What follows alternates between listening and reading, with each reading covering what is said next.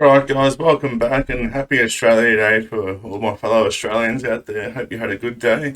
Um, Today we're going to be doing a video that on a topic that caught my attention just randomly about the Son Tay Raiders.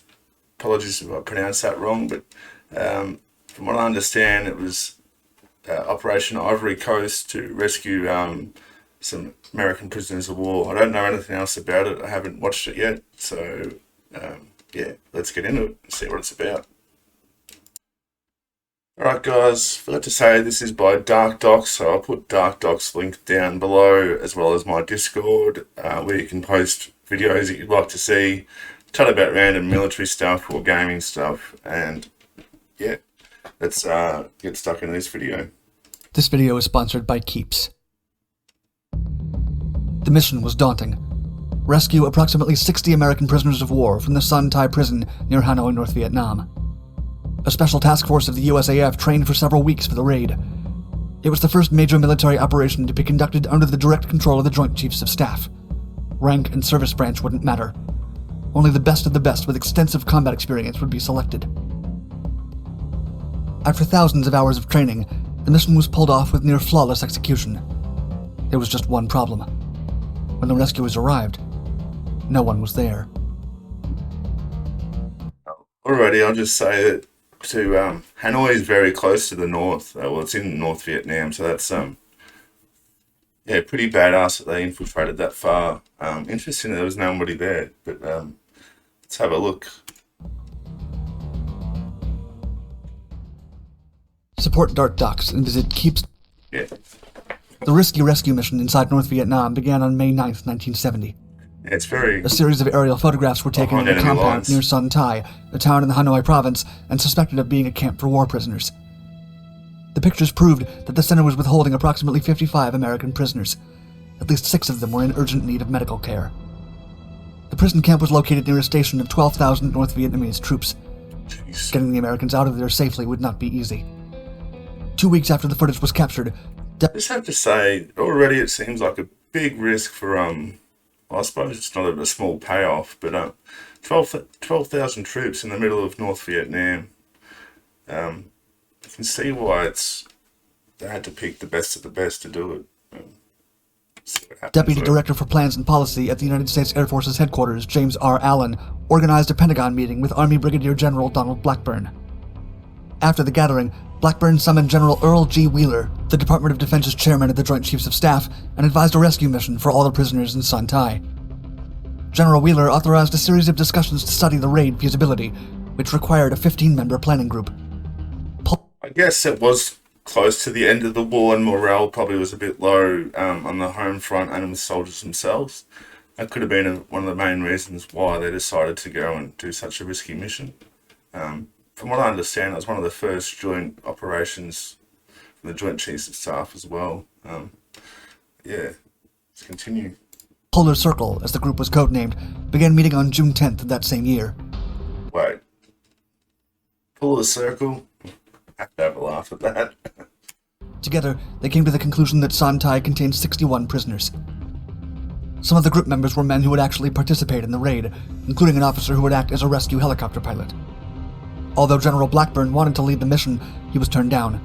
Instead, they chose Colonel Arthur D. Simons to He looks command the like a entire badass. mission's personnel. Eglin Air Force Base in Florida was selected as the force's training site. The personnel selection process for the hazardous mission was specialized and highly selective. Previous combat experience in Southeast Asia was a requirement. The plan. For the rescue mission to be a total surprise, the raid was staged in Thailand and launched at nighttime from south of the Laotian border in Udom. The flight route from Udom to the prison camp in Son Tay was a journey of 687 miles over dense jungle terrain. To succeed, the mission would have to be flown at low altitudes. The mission So you're already there, you'd imagine that they'd probably fly over some sort of enemy encampment or OP or something. Yeah, it's strange.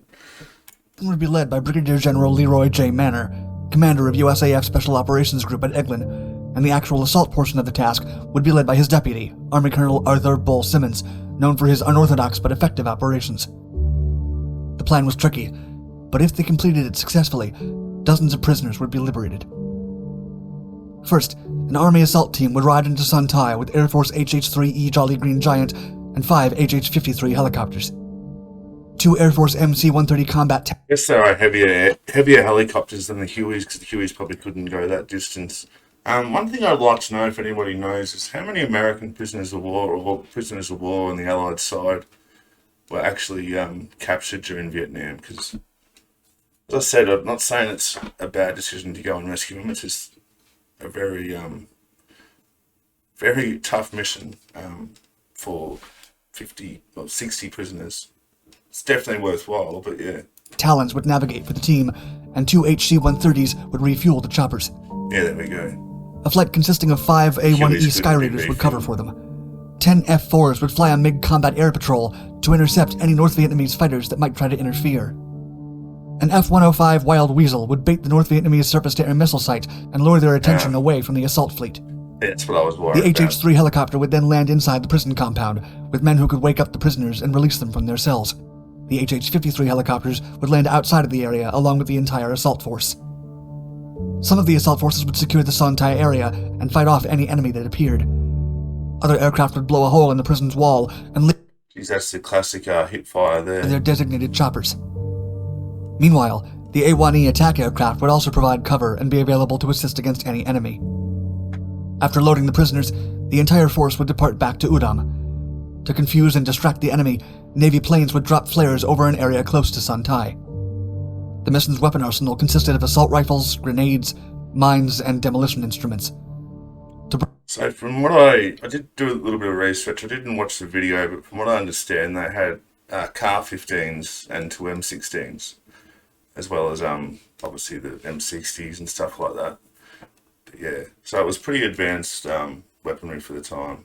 Using the CAR-15, I suppose they were going to be a lot close quarters. Break into the prison, the team would carry other tools such as bolt cutters, machetes, axes, and torches, along with night vision goggles, ropes, fire extinguishers, and communication radios. Night vision back Concerned then. about the prisoner's physical condition, the rescue team prepared special medical kits with painkillers, anesthetics, and splints. In addition, they loaded up the aircraft with water, thermal clothing, pajamas, and baby food, in case the prisoners were too weak to consume solid food. I have to say that that's pretty smart. Even after exercises, my first big exercise, I got back and absolutely demolished a shitload of food at the mess, and was so sick for the rest of the day. Yeah, your stomach actually gets smaller, and when you eat, obviously, it's not used to eating so much. So these guys been in there for I don't know how many days, but could potentially be an emergency if they ate too much. So hence the baby food. Also, I don't know if this footage is realistic to the operation itself. I think it's general Vietnam footage. The training at Eglin Air Force Base began on August 20th. A full-scale rehearsal was completed on October 6th. For the exercises, a scale model of the Son Tay prison camp was constructed to plan all alternative approaches to the raid. By November, the raiders had practiced their roles in the mission over 170 times, and the air element of the force had flown 268 sorties and logged more than 1,000 hours. Yeah.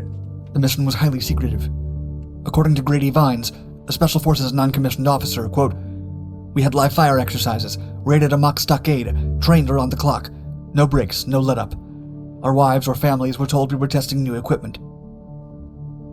Pretty advanced for Vietnam. I know Special Forces sort of come into their own then, but that's sort of what modern day SF do these days. They plan, rehearse on a site that's similar to, or if not, to scale. So yeah, very advanced, very A risk worth taking. that's what I was wanting to know about. Unbeknownst to the task force, updated imagery of the Son Tay camp showed a sudden decrease in activity shortly before the raid. On October 3rd, official reconnaissance photos showed no sign of the prisoners. Still, the continued occupation of the site was apparent in other footage. The Secretary of Defense was briefed about the possibility that there might be no prisoners at all left on the camp. Still, General Blackburn and the Director of the Defense Intelligence Agency, Lieutenant General Donald Bennett, recommended the raid proceed. Laird agreed. Somebody was staying in Son Tay camp, and if there was even a remote chance that there were starving Americans in the site, it was a risk worth taking. The go message for the mission was on the night of November 20th. think they might have put it off with a little bit more intelligence. It's a huge risk to a lot of aircraft and personnel to potentially raid somewhere that there's nobody there. I think that ultimately is what happens. But yeah, I suppose, as I said, it was probably a huge morale thing for back home. So it probably was a risk worth taking. Not all men who would take part in the mission were briefed about the real reason for the task, such as the air crews in charge of dropping flares for distraction. They were only told to fire their ammunition against any foreign defense that posed a threat to the mysterious operation. As the night began, all air and ground force personnel gathered in the base theater.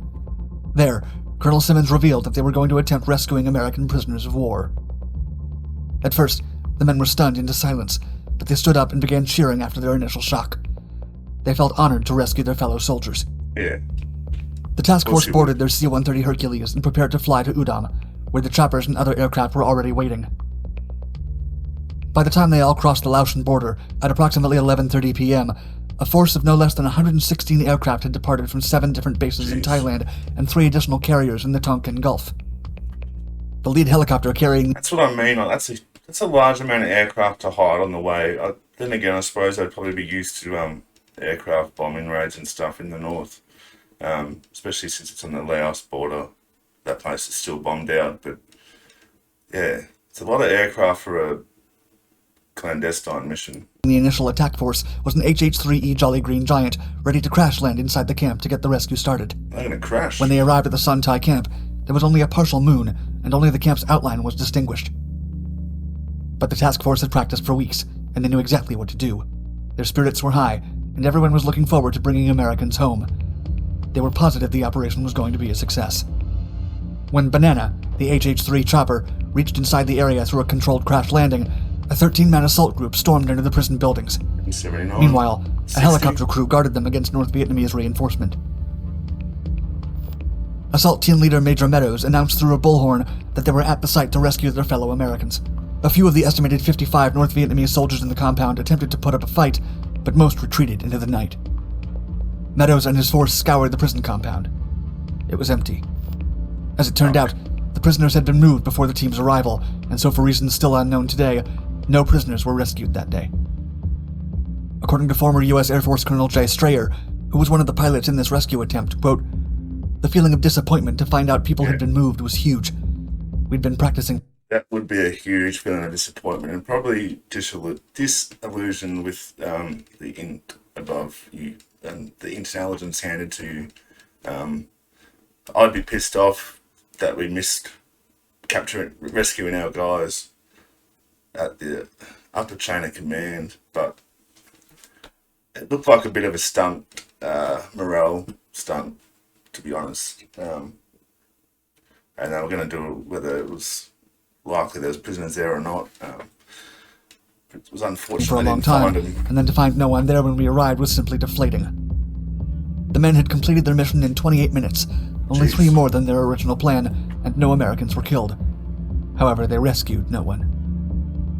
The men returned to their bases in silence, astounded. Divided opinions. The unsuccessful mission divided critics. On one side, the operation had been a tactical success because of its execution, the message it conveyed, and the fact that there were no American casualties. But on the other side, it was a catastrophic intelligence failure. It turned out that the prisoners at Son Tay had been moved in July due to contamination by flooding. They were instead at another camp 15 miles closer to Hanoi, known amongst prisoners as Camp Faith. The secrecy of the operation was ultimately its downfall. The mission's weakness was the compartmentalization of the information and the isolation of the assembled task force members from other intelligence sources.